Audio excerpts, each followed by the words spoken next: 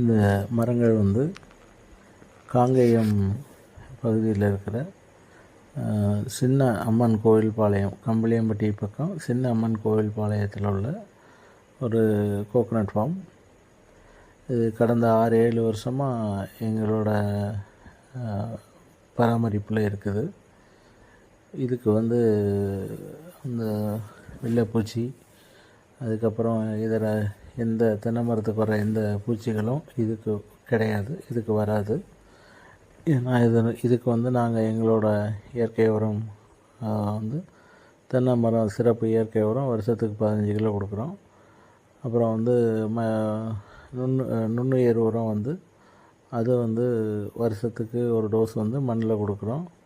அதுக்கப்புறம் வந்து இந்த வாடல், இந்த இப்போ இலை வாடல் நோய்க்கு வந்து பிளான்ட் ப்ரொடெக்டன்ட் ஏ அண்ட் பின்னு 2 மருந்து நாங்கள் தயார் பண்ணியிருக்கோம்.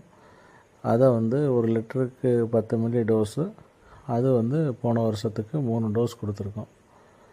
ஸோ அதோட இம்பேக்ஷன் வந்து நல்ல ரெஸ்பான்ஸ் இருக்குது. தொடர்ந்து வருஷம் முழுக்க மரங்கள் வந்து நல்ல காய்கள் காய்ச்சிட்ருக்குது.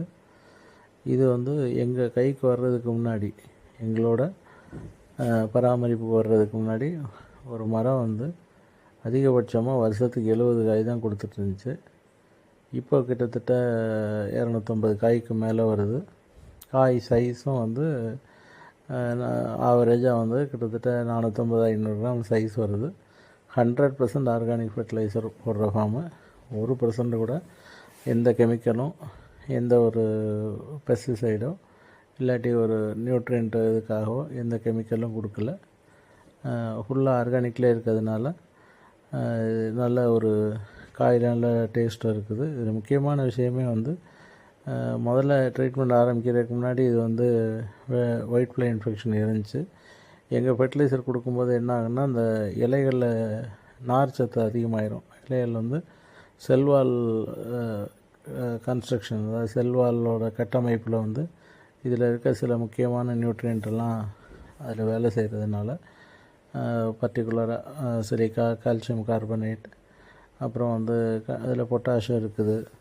இதெல்லாம் இருக்கிறதுனால என்ன ஆகுதுன்னா, நல்ல ஒரு நார்த்தன்மை உள்ள, கடினமான நார்த்தன்மை உள்ள செல்கள் பிறக்கிறதுனால இந்த வெள்ளை ஈயோட அந்த நீடில் வந்து உள்ளே இறங்கி இதிலேருந்து சாறு எடுக்க முடியாது.